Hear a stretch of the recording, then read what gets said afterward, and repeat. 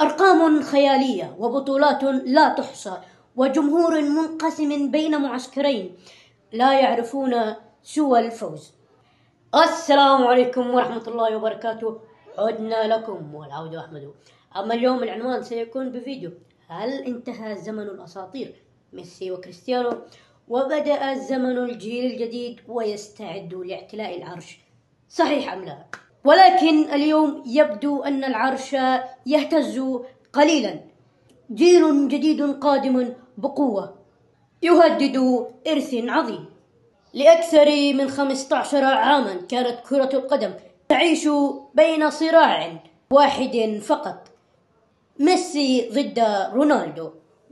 أرقام خيالية، جوائز لا تحصى، جماهير منقسمة بين معسكرين: ميسي وكريستيانو لا يعرفون الهزيمة. جيل جديد قادم بقوة يهدد إرث أسطورتين عظيمتين: ميسي وكريستيانو. فهل انتهى زمن ميسي ورونالدو أم أن المقارنة بين الأجيال مستمرة؟ برشلونة وريال مدريد، أهداف رونالدو في دوري الأبطال ومهارات ميسي ضد بايرن ومانشستر سيتي.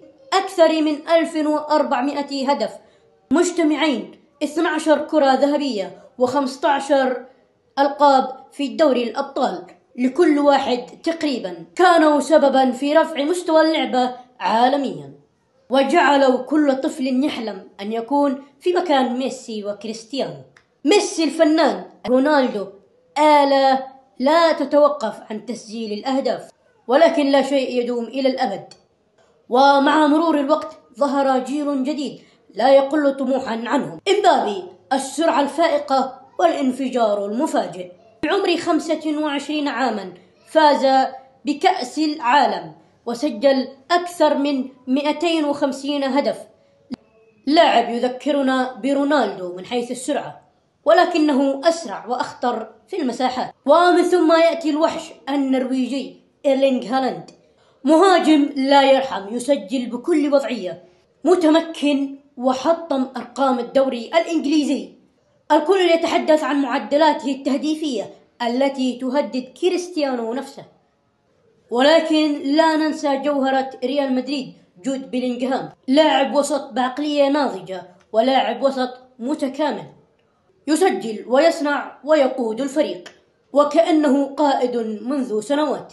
وخليفة ميسي وجوهرة برشلونة والصغير في السن، لامين يامال، اللاعب الذي أصوله عربية، لاعب في الملعب وكأنه ميسي وبعقلية كبيرة ولاعب محترف.